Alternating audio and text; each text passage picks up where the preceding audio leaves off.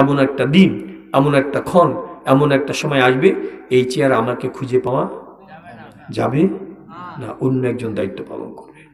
আমি যে বাড়িটা করেছি, এমন একটা দিন, এমন একটা ক্ষণ, এমন একটা সময় আসবে, এই বাড়ির থেকে আমাকে নামিয়েই ছাড়বে, ছোট্ট একটা মাটির ঘর আমাকে উপহার দেবে।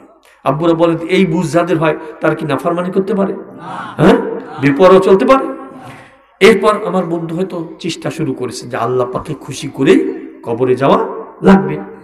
হয়তো ভেবেছে আমি ইংরেজি শিক্ষিত মানুষ, একজন অলির সন্ধান যদি পেতাম, বুজুর্গ সন্ধান, তার হাতে হাত দিয়ে সবক আদায় করে আল্লাহ আল্লাহ হয়ে খবরে যেতে। আচ্ছা, তার কি নিয়ত কি খারাপ না ভালো? আচ্ছা, যে আল্লাহ পাকের কাছে চায় আল্লাহ পাকে তাকে দিয়ে দেন, কিন্তু যে খুঁজতে থাকে আল্লাহ পাক তার সন্ধান দিয়ে দেন। খুঁজতে খুঁজতে একজন বড় বুজুর্গের সন্ধান আল্লাহ পাক তাকে দান করলেন। তার নাম আপনারা জানেন, দুনিয়ার থেকে চলে গেছেন। নামটা মাঝে মধ্যে বলি, মাঝে মধ্যে বলি না। যারা শুনতে চায় বলি, আর যারা কষ্ট পেতে পারে যে আমার পীরের নাম বলে নাই, অসন্তুষ্ট হতে পারে, সেখানে বলি না। আমি কি নাম বলবো না? কে দেখেন তো, এই নামটা জানেন নাকি? আল্লামা সৈয়দ ফজলুল করিম রহমতুল্লাহ আলহি, বিশ্বাস চরমের রহমতুল্লাহ।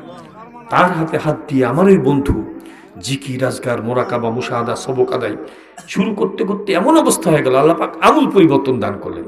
আগে মাথায় টুপি দেখা যেত না, এখন টুপি। আগে মুখে দাড়ি ছিল না, এখন। আগে প্যান্ট শার্ট পরতো, এখন লম্বা জামাকে। আগে মসজিদে খুঁজে পাওয়া যেত না, এখন। শুধু তাই না, তাহাজ্জুদ নামাজ কাজা হলে তাও আফসোস করে আমার বন্ধু। কত বড় অফিসার দেখছেন অবস্থা। একদিন খুলনার একটা দৌলতপুর নামে একটা থানা আছে না, অনেকে জানেন, ওই থানায় একটা প্রোগ্রামে গিয়েছি, মাহফিল সম্ভবত। এখন আমার কাছে এসে বলছে, হুজুর, একটা গোপনে একান্তে আপনাকে একটা কথা বলতে চাই, ব্যক্তিগত কথা। বলেন। বলছে, হুজুর, আমি এক রাত্রে ঘুমিয়ে আসি, স্বপ্ন দেখা শুরু হলো। স্বপ্নের এক পর্যায়ে দেখি মদিনাওয়ালা আমার সামনে হাজির। রাসূলুল্লাহ সাল্লাল্লাহু আলাইহি সাল্লামকে সালামও করলাম, জবাবও পেলাম, কথাও বললাম। শুধু তাই না, তার সিনার সাথে আমার সিনাটা মেলানোর সুযোগ হয়ে গেল। আলহামদুলিল্লাহ, আলহামদুলিল্লাহ নাহমাদুহু ওয়া নাস্তাঈনুহু ওয়া নাস্তাগফিরুহু ওয়া নাউযু বিল্লাহি মিন শুরুরি আনফুসিনা ওয়া মিন সাইয়্যিআতি আ'মালিনা।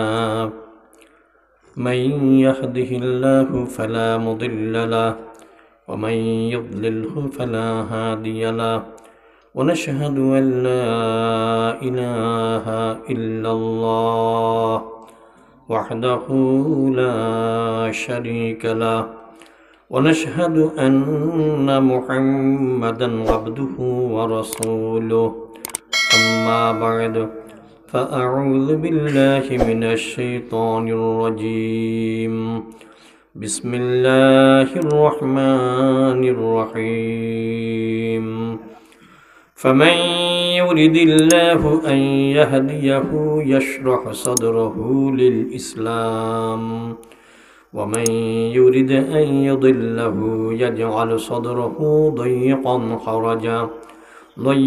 حرجا كأنما يصعد في السماء وقال تعالى إن الله وملائكته يصلون على النبي يا أيها الذين آمنوا صلوا عليه وسلموا تسليما اللهم صل على محمد وعلى آل محمد كما صليت على إبراهيم وعلى آل إبراهيم إنك حميد مجيد اللهم بارك على محمد وعلى آل محمد كما باركت على إبراهيم وعلى آل إبراهيم إنك حميد مجيد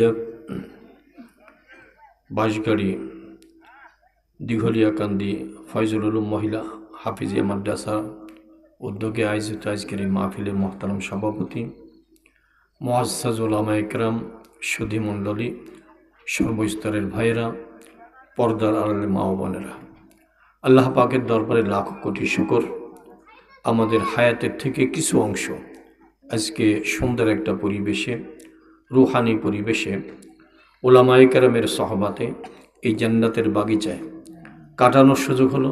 আল্লাহ পাক তৌফিক দান করলেন। এর জন্য সবাই শুকরিয়া তান বলি আলহামদুলিল্লাহ। আমরা লক্ষ্য করেছি যত মাহফিলে আমরা যোগদান করে থাকি, প্রত্যেকটা মাহফিলে দেখবেন একটা বিষয়ের মিল আমরা দেখতে পাই। সেটা কি, যখন কোনো আলোচক আলোচনা শুরু করেন, যখন কোনো বক্তা বক্তব্য পেশ করেন, যখন কোনো আলেম ওয়াজ শুরু করেন, আর শ্রোতারা যখন শোনা শুরু করেন, দেখবেন প্রথমেই সবাই কমপক্ষে একবার আলহামদুলিল্লাহ বলে থাকেন। কি বলে থাকেন? আমরা কি বলেছি? এই কথা আমাদের অতি পরিচিত কথা, এমনকি এর অর্থ অনেকেরই জানা। অর্থ কি? সমস্ত প্রশংসা কার জন্যে? জবান খুলে বলি। এই কথার প্রত্যেকটা মাহফিলে কেন বলে থাকি? নিশ্চয়ই এর পিছনে কোনো কারণ আছে। একটা কারণ হলো, এর দ্বারা আমরা পরোক্ষভাবে স্বীকার করে নিয়ে থাকি যে আমাদের ধন বলে, জন বলে, বুদ্ধির জোরে আসলে এখানে কেউ আসতে পারি নাই, একমাত্র কে তৌফিক দিয়েছেন? কে তৌফিক দিয়েছেন? তাহলে প্রশংসা কার হবে? এই কথাটাই আমরা আরবিতে বলে থাকি আলহামদুলিল্লাহ। আরও একটা কারণ হলো, আল্লাহ তাআলার ওয়াদা রয়েছে, তিনি বলেছেন আমার নেয়ামত বা করুণা বা অনুকম্পা পাওয়ার পর তোমরা যদি শুকর আদায় করতে পারো বা কৃতজ্ঞতা প্রকাশ করতে পারো, তাহলে অবশ্যই অবশ্যই তোমাদের জন্যে নেয়ামত বা করুণা আরও বাড়িয়ে দেওয়া হবে। এই ওয়াদাটা কে করেছেন? কে করেছেন? আমি বারবার প্রশ্ন করছি, আপনাদের জবান থেকে আল্লাহ শব্দটা আসতেছে, আপনাদের নেকি হচ্ছে না? কি বলেন? এই জন্য প্রশ্ন বারবার করব, বিরক্ত হবেন না তো? আচ্ছা, তাহলে ওয়াদাটা কি করেছেন? আল্লাহ তাআলা কি কখনো ওয়াদা খেলাপ করেছেন? আগামীতে করবেন? তাহলে কি বুঝতে পারলাম? যদি সত্যিকার আমরা শুকর আদায় করতে পারি, আল্লাহ তাআলা আমাদের জন্য অনেক অনেক নেয়ামত বরাদ্দ করবেন, সে বিষয়ে কোনো সন্দেহ নাই। কিন্তু ভাইরা লক্ষ্য করেছেন, সবাই কিন্তু শুকর আদায় করে না, করে নাকি? আর করতেও পারে না। কারা শুকর আদায় করে? যারা আল্লাহ পাকের পক্ষের থেকে নেয়ামত প্রাপ্তির পর খুশি হয় বা সন্তুষ্ট হয় বা যাদের ভালো লাগে, তারাই তো শুকর আদায় করে। কথা ঠিক না? তাহলে একটা প্রশ্নের সৃষ্টি হলো, আপনারা এখানে আসতে এবং বসতে পেরে, বিশেষ করে এই মাহফিলে যোগদান করতে পেরে আসলে কি সবাই সন্তুষ্ট হয়েছেন? আসলে কি খুশি হয়েছেন? আপনাদের ভালো লেগেছে? আমার তো দেখতে মন চায় কে কে সন্তুষ্ট হয়েছেন। মাশাআল্লাহ, মাশাআল্লাহ। আবার শুকরিয়া তান বলে আলহামদুলিল্লাহ। আমার ভাইরা, আমার ছেলেরা, আমার আব্বুরা, আপনারা সন্তুষ্ট হয়েছেন, আমরা খুশি হয়েছি। কি সবাই কি খুশি হয় নাকি? দেখবেন এক শ্রেণী মানুষ আছে ইসলামের অনুশাসন পছন্দ করে না। কথা ঠিক না? আপনারা তো ইসলামের অনুশাসন ভালোই বাসেন, পছন্দ করেছেন, এর জন্যই তো এখানে আসছেন না? এখন আমরা কেন খুশি হলাম, ওরা কেন বেজার হয়ে গেল? এর চিন্তা ভাবনার বিষয় আছে না? এইটা দুই একটা প্রশ্ন উত্তরের মাধ্যমে আগে স্পষ্ট হওয়া দরকার যে একই তো বিষয়। ইসলাম, ইসলাম কি কারো ক্ষতি করে? কোনো অপকার করে নাকি উপকার করে? ইসলামে কোনো ভেজাল আছে? পরিষ্কার পরিচ্ছন্ন বিশুদ্ধ পবিত্র মানুষের উপকারী, তার নাম তো ইসলাম। কি বলে? এই একটাই সাবজেক্ট, কেউ খুশি কেউ বেজার, এই অবস্থা আছে না? বাংলাদেশে নাই বোধ হয়, আছে। এর কারণটা মাত্র কয়েকটা প্রশ্ন উত্তরের মাধ্যমে উদ্ঘাটন করা দরকার। কেননা আমরা কোন ভাগে পড়েছি আমরা কেউ জানি না, আল্লাহ পাক ভালো জানেন। প্রশ্ন করবো আমরা, তাহলে কিন্তু স্পষ্ট হয়ে যাবে যে কোন সমস্যার কারণে একই বিষয়ে কেউ খুশি কেউ বেজার। প্রশ্ন করব, আপনারা জবাব দিবেন তো? আস্তে দিবেন না জোরে দিবেন? কেউ কেউ দিবেন না সবাই দিবেন? আচ্ছা, তা আমি প্রশ্ন শুরু করি। আব্বুরা বলেন তো, আমাদের দেশটার নাম কি? মাশাআল্লাহ, খুশি হয়েছি। আমাদের ভাষা পুরো মিল আছে না? আচ্ছা, আমার বাড়ি খুলনা, অনেকে শুনেছেন। আমাদের খুলনার মানুষ দিনের বেলায় একটা সূর্যের তাপ পায়। আপনারা কয়টা? ওইটা না অন্যটা? আর যে দুষ্টরা ইসলাম পছন্দ করে না, ওরা ওই একটা সূর্যের তাপ পায়। আচ্ছা, আমরা খুলনার মানুষ জ্যোৎস্না রাত্রে একটা চাঁদের আলো পাই। আপনারা? আর দুষ্টরা? আচ্ছা, আমরা খুলনার মানুষ, আমাদের প্রত্যেকের কাছে দুইখানা করে হাত। আপনাদের? ওদের চারখানা, দুইখানা। আমাদের খুলনার মানুষের প্রত্যেকের কাছে দুইটা করে চোখ। আপনাদের? ওদের? প্রশ্ন করলে অনেক করা যাবে না, আর বেশি গভীর করা যাবে না। এর দ্বারা কি বোঝাতে চেয়েছি? আমাদের ভোগ্য, আমাদের উপভোগ্য, আমাদের অঙ্গ, আমাদের প্রত্যঙ্গের পুরাপুরি মিল আছে কিনা? এত কিছু মিল হওয়া সত্ত্বেও আব্বুরা বলেন তো, আমাদের আমল, আমাদের মতবাদ, আমাদের দৃষ্টিভঙ্গির পার্থক্য আছে কিনা? আছে। যেমন একটু আগে নামাজের আলোচনা হচ্ছে আব্বুরা, আমার মনে হয় আপনারা অধিকাংশই আজান শুনবার পর নামাজ আদায়ের জন্য মনের মধ্যে একটা চাঞ্চল্যের সৃষ্টি হয়। যতক্ষণ পর্যন্ত সিজদা না দিতে পারেন মনের মধ্যে একটা চাঞ্চল্য বিরাজ করে, কথা ঠিক না? তো আপনার তো নামাজের পাগল, আবার দেখবেন এই এলাকায় না থাকতে পারে, অন্য এলাকা থাকতে পারে, যে নামাজি দেখলে ঠাট্টা করে, বিদ্রুপ করে, উপহাস করে, আসে। এটা দেখেন পার্থক্য হয়ে গেছে। মেয়েদের কথা বলি, এই এলাকায় এটা মহিলা মাদ্রাসাও তো আছে, মহিলা কিছু সংখ্যা আমার মেয়ে আছে, দেখবেন খাস পর্দা মেনে চলে, আছে না? বোরকা তো ব্যবহার করেই, হাত মোজা পা মোজাও ব্যবহার করে, ওদের কণ্ঠস্বর পর পুরুষে শুনতেও পারে না, আছে? আচ্ছা, আবার দেখবেন ওই একই এলাকায় ওর আত্মীয়ের মধ্যে হতে পারে, ওর বোন হতে পারে, পরিবারের সদস্য হতে পারে, ওকে ঠাট্টা করবে, বিদ্রুপ করবে, উপহাস করবে, যে তুমি সেই সেকেলে সভ্যতা এখনো কেন লালন করছো, এই যুগে কি চলে? এরকম প্রশ্ন করে না? পার্থক্য হয়ে গেছে না? আর যে একটা পার্থক্যের কথা বলি, আমার যুবক ছেলেদের কথা বলি। কিছু সংখ্যক যুবক আছে, দেখবেন ওদের আচরণ খুবই সুন্দর, আব্বা আম্মা ওদের উপরে খুশি, আছে না? সুন্দরভাবে খেদমত করে, দেখবেন চিনবেন কিভাবে। আপনি বাসে উঠেছেন, মুরব্বী মানুষ, সিট পান নাই, ও কিন্তু সিটে বসায়, যখনই আপনাকে দেখবে বলবে আঙ্কেল আপনি আমার সিটে বসে যান, আমি যুবক মানুষ, আমি কষ্ট করতে পারবো। এরকম দেখেন না মাঝে মধ্যে? আমি দেখেছি। আব্বুরা বলেন তো তখন ওই যুবকের জন্যে কলিজা চিরে একটা দোয়ার বাক্য বের হতে চায় কি চায় না? ওরা কিন্তু মুরব্বীদের দোয়া পায়, আলেমের দোয়া পায়, ইমাম সাহেবের দোয়া পায়, এলাকাবাসী সবাই জন্য দোয়া করে, এই জাতীয় যুবক আছে কিনা?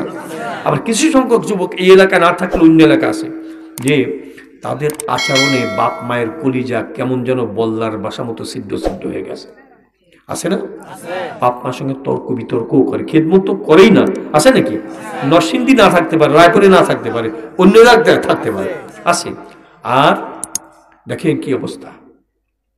তাহলে এক ধরনের যুবক কি হলো, বাপ মায়ের খেদমত করলো, আরেক ধরনের যুবক কি করে, আব্বা মার খেদমত তো করলোই না, আরো তর্ক বিতর্ক করে, আছে নাকি?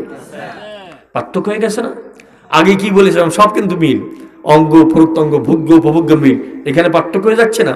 আর একটু বলি, আচ্ছা শিক্ষিত ভাইদের কথা বলি। একদল শিক্ষিত আছে, দেখবেন অনেক বড় সনদের অধিকারী, দেশি সনদ, বিদেশি সনদ, দেশি ডিগ্রি, বিদেশি ডিগ্রি, এরপর দেখবেন মাথার দিকে তাকালে দেখবেন মাথায় একটা টুপি আছে, আছে না? কিছু শিক্ষিত আছে। আচ্ছা, মুখে দাঁড়িয়ে আছে, দেখবেন আজান শোনার পরই মসজিদে চলে যায়, আছে না? এমনকি তাহাজ্জুদ গুজারও আছে, আছে। আবার কপাল পোড়া কিছু আছে, কিছু ডিগ্রি হাসিলের পরই দেখবেন মুখ ফুলিয়ে এবং জোরে আওয়াজ দিয়ে বলতে চায় এটা বিজ্ঞানের যুগ, এটা কম্পিউটারের যুগ, এটা মডার্ন যুগ, এটা অত্যাধুনিক যুগ, এই যুগে নাকি কোরআন চলে না। নাউজুবিল্লাহ বলবেন না? আরেকবার বলবেন নাকি নাউজুবিল্লাহ? আমি আপনাদের ইমানি চেতনা সম্পর্কে স্পষ্ট হতে চাই, যুগ যাই হোক না কেন কোরআন চলবে কি চলবে না? আংশিক চলবে না পুরোপুরি চলবে? ওদের কপালে আগুন লাগতেই পারে, এর জন্য তো স্বেচ্ছায় আমরা আমাদের কপালে আগুন লাগাতে পারি না, কথা ঠিক না ঠিক? আমরা তো কোরআনের স্বাদ পেয়ে গেছি, ইসলামের স্বাদ পেয়ে গেছি, ওরা যাই বলুক না কেন আমরা বলি কোরআন অবশ্যই চলবে, কথা ঠিক না? তো যে আলোচনার কদ্দূর করবো, আর একটা উদাহরণ মনে এসে গেছে, বলবো। আচ্ছা, এবার অফিসারদের কথা বলি। কিছু সংখ্যক অফিসার দেখবেন অনেক টাকা বেতন, অনেক টাকা বেতন, কিন্তু ঘুষের বান্ডেল না নিয়ে বাড়িতে ফিরতে রাজি না, আছে নাকি?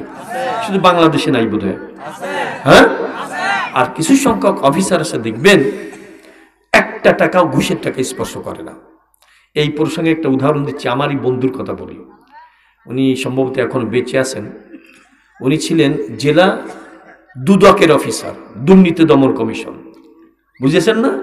এই চেয়ারটা কত স্পর্শকাতর চেয়ার, একটু বিবেককে ফাঁকি দিতে পারলেই লাখো লাখো কোটি কোটি টাকা কামাই করতে পারে অবৈধভাবে, কথা ঠিক না? তা আমার বন্ধুর মধ্যে আল্লাহ পাক এক চেতনা দান করলেন। অনেক সময় হয় না, হঠাৎ করে আল্লাহ পাক পরিবর্তন করে দেন। হয়তো ভেবেছেন যে আমি যে চেয়ারে বসে দায়িত্ব পালন করতেছি, এমন একটা দিন, এমন একটা ক্ষণ, এমন একটা সময় আসবে, এই চেয়ার আমাকে খুঁজে পাওয়া যাবে না, অন্য একজন দায়িত্ব পালন করবে। আমি যে বাড়িটা করেছি, এমন একটা দিন, এমন একটা ক্ষণ, এমন একটা সময় আসবে, এই বাড়ির থেকে আমাকে নামিয়েই ছাড়বে, ছোট্ট একটা মাটির ঘর আমাকে উপহার দেবে। আব্বুরা বলেন এই বুঝ যাদের হয় তারা কি নাফরমানি করতে পারে? হ্যাঁ, বেপরোয়া চলতে পারে? এরপর আমার বন্ধু হয়তো চেষ্টা শুরু করেছে যে আল্লাহ পাকে খুশি করে কবরে যাওয়া লাগবে। হয়তো ভেবেছে আমি ইংরেজি শিক্ষিত মানুষ, একজন অলির সন্ধান যদি পেতাম, বুজুর্গ সন্ধান, তার হাতে হাত দিয়ে সবক আদায় করে আল্লাহ আল্লাহ হয়ে খবরে যেতে। আচ্ছা, তার কি নিয়ত কি খারাপ না ভালো? আচ্ছা, যে আল্লাহ পাকের কাছে চায় আল্লাহ পাকে তাকে দিয়ে দেন, কিন্তু যে খুঁজতে থাকে আল্লাহ পাক তার সন্ধান দিয়ে দেন। খুঁজতে খুঁজতে একজন বড় বুজুর্গের সন্ধান আল্লাহ পাক তাকে দান করলেন। তার নাম আপনারা জানেন, দুনিয়ার থেকে চলে গেছেন। নামটা মাঝে মধ্যে বলি, মাঝে মধ্যে বলি না। যারা শুনতে চায় বলি, আর যারা কষ্ট পেতে পারে যে আমার পীরের নাম বলে নাই, অসন্তুষ্ট হতে পারে, সেখানে বলি না। আমি কি নাম বলবো না? কেস দেখেন তো, এই নামটা জানেন নাকি? আল্লামা সৈয়দ ফজলুল করিম রহমতুল্লাহ আলাইহি, পীর সাহেব চরমে রহমতুল্লাহ। তার হাতে হাত দিয়ে আমার ওই বন্ধু জিকির, আজগার, মোরাকাবা, মুশাহাদা, সবক আদায় শুরু করতে করতে এমন অবস্থা হয়ে গেল, আল্লাহ পাক আমূল পরিবর্তন দান করলেন। আগে মাথার টুপি দেখা যেত না, এখন টুপি। আগে মুখে দাড়ি ছিল না, এখন। আগে প্যান্ট শার্ট পরতো, এখন লম্বা চাপাকে। আগে মসজিদে খুঁজে পাওয়া যেত না, এখন। শুধু তাই না, তাহাজ্জুদ নামাজ কাজা হলে তাও আফসোস করে আমার বন্ধু। কত বড় অফিসার দেখছেন অবস্থা। একদিন খুলনার একটা দৌলতপুর নামে একটা থানা আছে না, অনেকে জানেন। ওই থানায় একটা প্রোগ্রামে গিয়েছি, মাহফিল সম্ভবত। এখন আমার কাছে এসে বলছে, হুজুর একটা গোপনে একান্তে আপনাকে একটা কথা বলতে চাই, ব্যক্তিগত কথা। বলেন। বলছে, হুজুর আমি এক রাত্রে ঘুমিয়ে আসি, স্বপ্ন দেখা শুরু হলো। স্বপ্নের এক পর্যায়ে দেখি মদিনাওয়ালা আমার সামনে হাজির।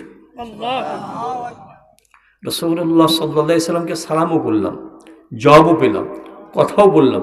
শুধু তাই না, তার সিনার সাথে আমার সিনাটা মেলানোর সুযোগ হয়ে গেল। একটু আফসোস করতে মন চায় না?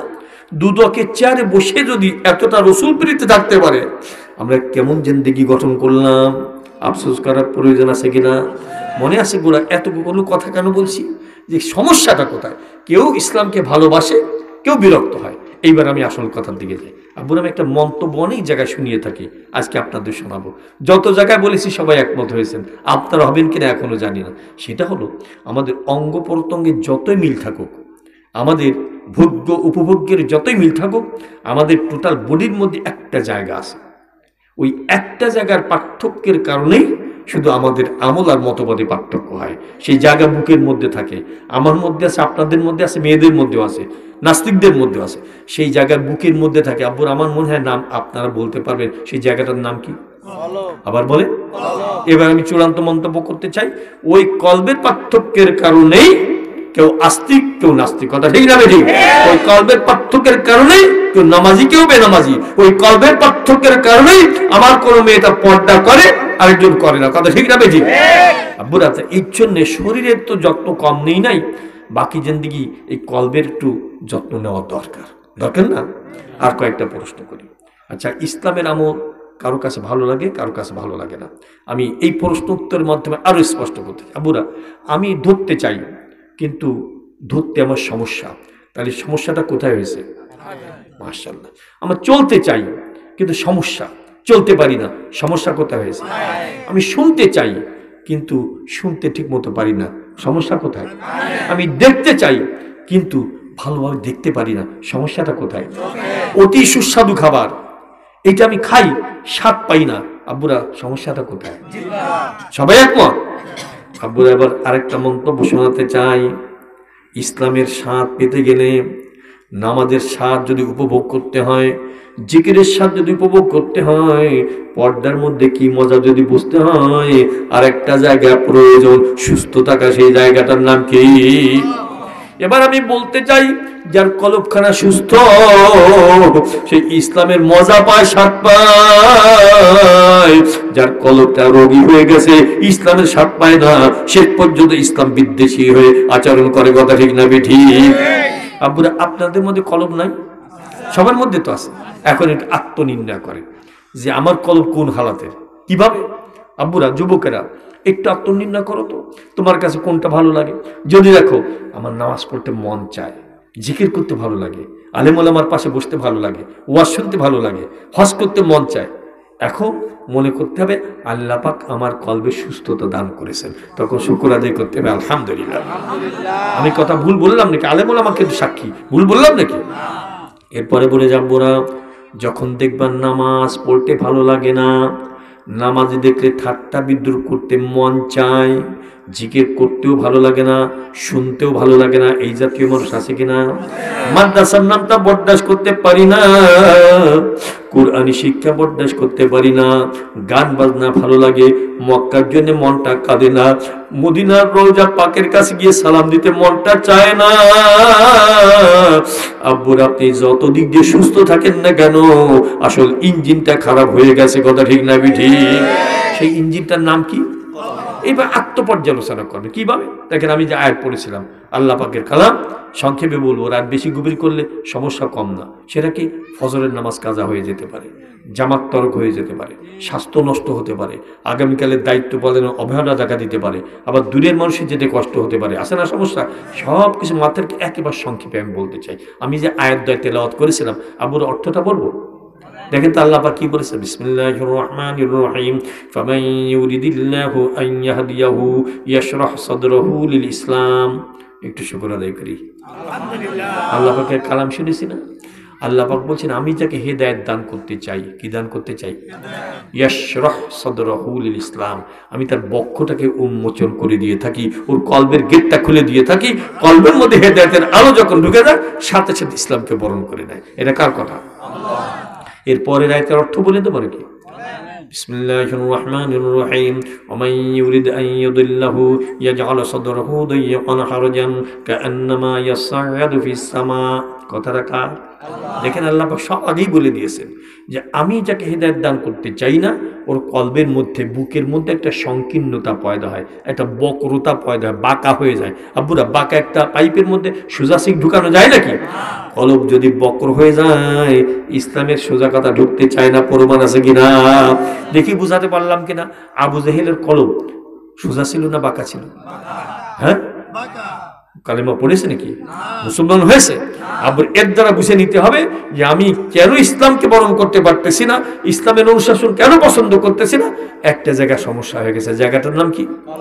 এরপর আল্লাহ পাক ব্যাখ্যা সহকারে বলছেন, কাআন্নামা ইয়াসআদু ফিস সামা, ওর কাছে ইসলাম এত কঠিন মনে হবে, এত কষ্টকর মনে হবে, আসমানে বিচরণ করা যেমন কঠিন, ওর কাছে ইসলাম তেমন কঠিন মনে হয়ে যাবে। প্রমাণ আছে কিনা? এই জন্যে ওই যে যারা বলে এই যুগে কোরআন চলে না, ইসলাম চলে না, ওদের ওই একটা মেশিন, ওই ইঞ্জিনটা নষ্ট হয়ে গেছে। সেই ইঞ্জিনের নামটা কি? আবার বলে। এখন আব্বুরা, আমাদের সিদ্ধান্ত নেওয়া লাগবে, ওইটা ঠিক করে কবরে যাওয়া লাগবে না? কবরে কবে যাবেন সেই সাল, মাস, তারিখ, সময় বলতে পারবেন না আমাকে? কবে যাবেন? হ্যাঁ, কেউ বলতে পারবেন না। ও আপনারা রায়পুর এলাকা পারবেন না, তাহলে বোধহয় ওই ঢাকার লোকে বলতে পারবে। ও বাংলাদেশে পারবে না, লন্ডন, আমেরিকা কেউ পারবে না। আচ্ছা, তাহলে যাওয়াই লাগবে। আব্বুরা, তাহলে এই যে বর্তমান যে জিন্দগি যাপন করতেছি, এটা খুব বড় না ছোট? কেমন ছোট? হঠাৎ করে শোক সংবাদ শোনা যায় কি যায় না? বসে আছে, পড়ে গেছে, ডাক্তার বলছে মরে গেছে, হয় কি হয় না? ইমাম সাহেব নামাজ আদায় করতেছেন, ইমামতি করতেছেন, প্রথম রাকাত শেষ, দ্বিতীয় রাকাতের প্রথম সিজদাও শেষ, দ্বিতীয় সিজদার থেকে আর ওঠে না। 10 মিনিট 15 মিনিট চলে যায়, মুসল্লিদের সন্দেহ হয়ে গেছে, কেন ইমাম সাহেব মাথা উঠান না? নিশ্চয়ই কিছু একটা ঘটে গেছে।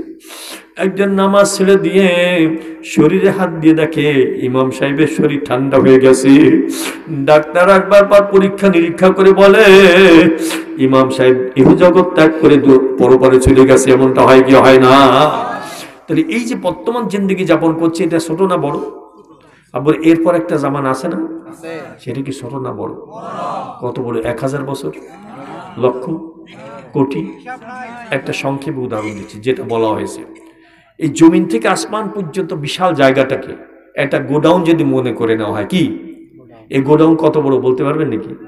বলতে পারবো না। এই গোডাউন যদি সরিষা দানা দিয়ে পরিপূর্ণ করা হয়, কিসের দানা?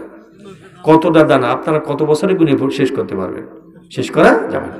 এরপর বলা হয়, কোন একটা কবুতর বা পাখিকে লাখো লাখো কোটি কোটি হাজার কোটি বছর হায়াত দিয়ে যদি বলা হয়, হে কবুতর, প্রতি 500 বছর পরে একবার আসবে। কত বছর পরে? 500 বছর পরে একবার এসে এই বিশাল গোডাউন থেকে মাত্র একটা সরিষা দানা নিয়ে যাবে। আবার কত বছর পরে?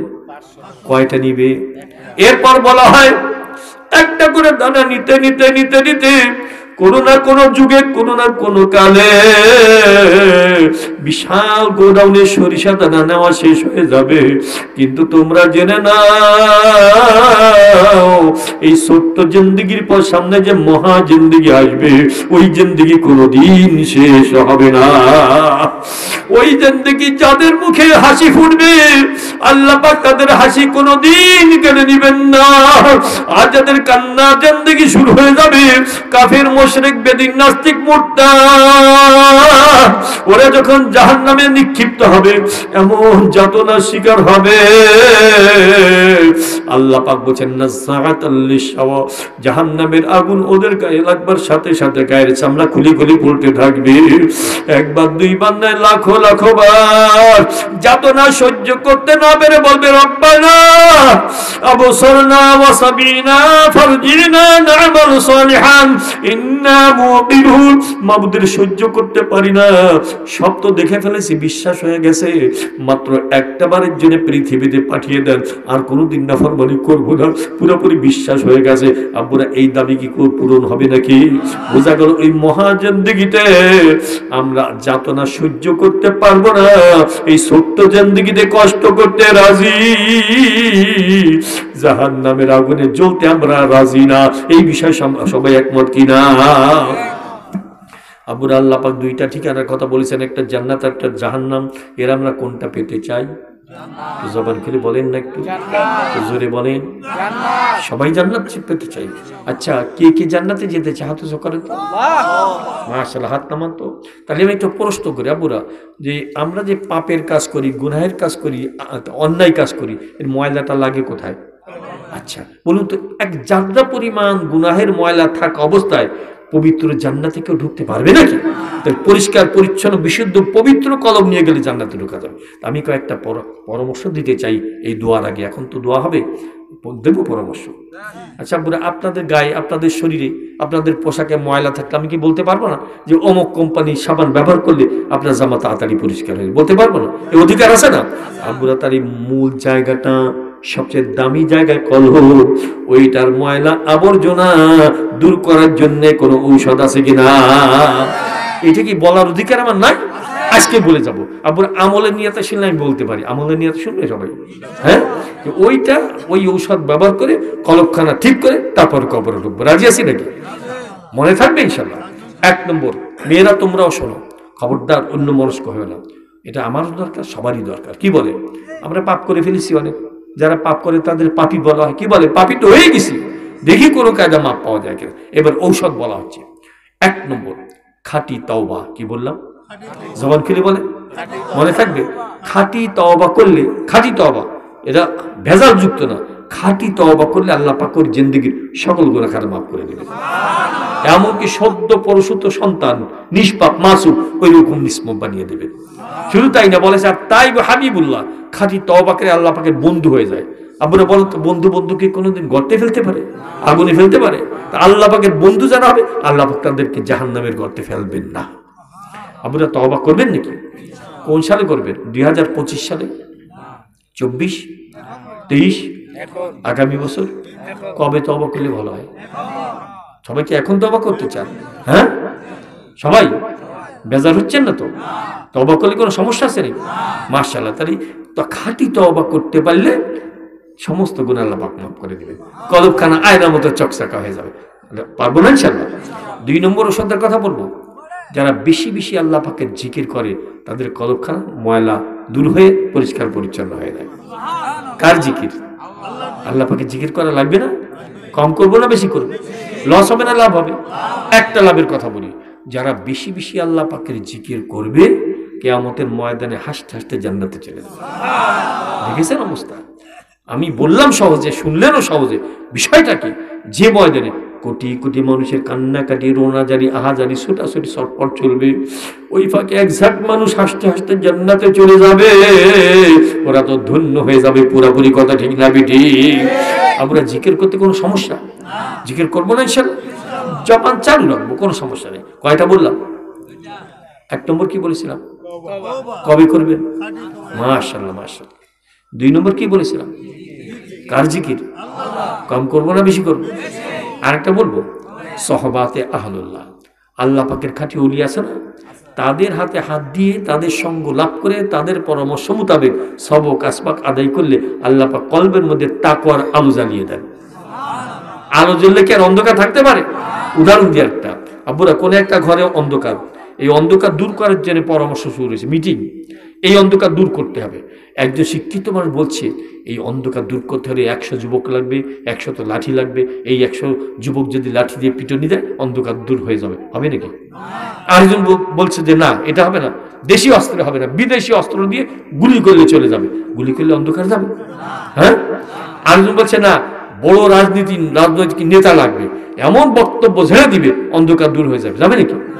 এখন রিক্সাওয়ালা গরিব মানুষ অশিক্ষিত এসে বলছে আমি কি প্রস্তাব দিতে পারবো, এত বড় একটা মিটিং? হ্যাঁ দিতে পারবেন। আমি একটা প্রস্তাব দিতে চাই, 1 টাকা দিয়ে একটা মোমবাতি খরিদ করবেন, আর 1 টাকা দিয়ে একটা দেশলাই খরিদ করবেন, এবার একটা কাঠি ব্যবহার করবেন, এবার বারুদে ঘর্ষণ দিয়ে মোমবাতি জ্বালিয়ে দিলে অন্ধকার দূর হয়ে আলোকিত হয়ে যাবে। এখন কার কথা মানবে? আগের কথাগুলো না রিক্সাওয়ালার কথা?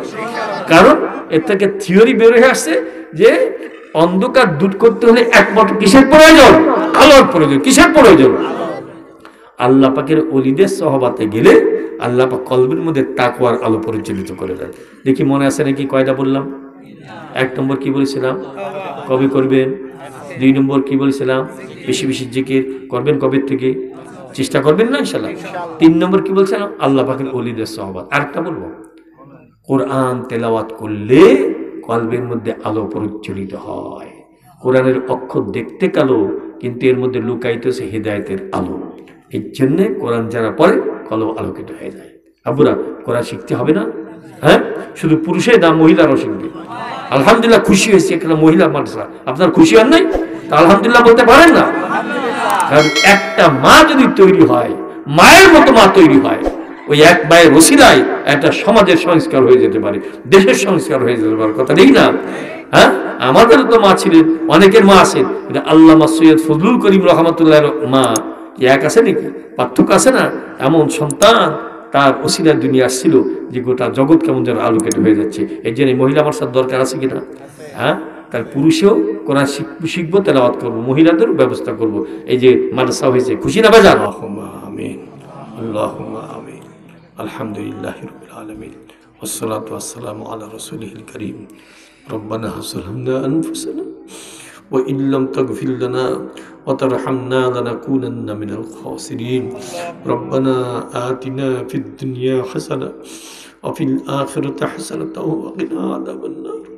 ইয়া আলিমা মা ফিস সুদূর আখরিজনা ইয়া আল্লাহ মিনাজ যুলুমাতি ইলান নূর। আল্লাহুম্মা তাহহির কুলুবানা আন গায়রিক ওয়া নাব্বির কুলুবানা বিনূরি মারিফাতিক আবাদান আবাদান ইয়া আল্লাহ ইয়া আল্লাহ।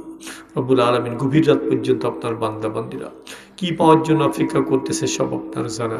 রব্বুল আলামিন, আমাদের প্রথম দাবি আমাদের জিন্দেগির সকল গুনাহ খাতা মাফ করে দেন, আমাদেরকে মাফ করে দেন, আমাদের আপনজন যারা কবরে গেছেন তাদেরকেও মাফ করে দেন।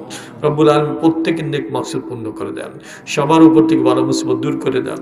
রব্বুল আলামিন, যে মাদ্রাসার ওসিলায় মাহফিলের ইন্তজাম হলো, এই মাদ্রাসার ছাত্রী, উস্তাদ, কমিটির লোক, এলাকাবাসী, সেবক, সাহায্যকারী সবাইকে আপনি কবুল করে নেন, সবাইকে মাফ করে দেন। রব্বুল আলামিন, আমাদের উপর থেকে বালা মুসিবত দূর করে দেন। রব্বুল আলামিন, দিনের খাঁটি সেবক হিসেবে আমাদেরকে মঞ্জুর করে দেন। রব্বুল আলামিন, পুরুষদেরকে মাফ করে দেন, মেয়েদেরকে মাফ করে দেন, যারা যে বিষয়ে দোয়া আছে সব কবুল করে দেন। অনেকে দোয়া চার সুযোগ পাইনি, মনে মনে আছে, তাও তো আপনার জানা। সবাই নেক মাকসুদ আপনি পূর্ণ করে দেন, সবার থেকে মুসিবত দূর করে দেন। রব্বুল আলামিন, গভীর রাত্রে আপনার দরবারে শেষে একটা দাবি করতে চাই, কিয়ামতের ময়দানে কত মানুষকে আপনি বিনা হিসেবে জান্নাত দান করবেন। রব্বুল আলামিন, আমি দুষ্ট পাপিষ্ট হতে পারি, এরপর আপনার রহমতের আশা নিয়ে দাবি করলাম। আজকে আমার সাথে যে যেখানে হাত তুললো, স্টেজে বসে হাত তুললো, প্যান্ডেলে বসে হাত তুললো, মহিলা অঙ্গনে হাত তুললো, মাইকের আওয়াজে বাড়িতে বাসা বসে হাত তুললো, মাহবুদের কিয়ামতের ময়দানে একটা দৃশ্য দেখতে চাই। ওই দিন এদের কারো হিসাব আপনি নেবেন না, এদের কারো হিসাব আপনি ধরবেন না, সবাইকে আপনি বিনা হিসেবে জান্নাতের ফয়সালা করে দিন। আর এদের পদধূলি রসিলায় আমার মতো দুষ্ট পাপিষ্ট আহম্মকটাকেও সেই দিন এদের সাথে করে বিনা হিসেবে জান্নাতে যাওয়ার তৌফিক আপনি দিয়ে দিয়েন। রব্বির হামহুমা কামা রব্বায়ানি সগীরা, রব্বির হামহুমা কামা রব্বায়ানি সগীরা। সুবহান রাব্বিকা রব্বিল ইজ্জাতি আম্মা ইয়াসিফুন ওয়া সালামুন আলাল মুরসালিন ওয়ালহামদুলিল্লাহি রাব্বিল আলামিন।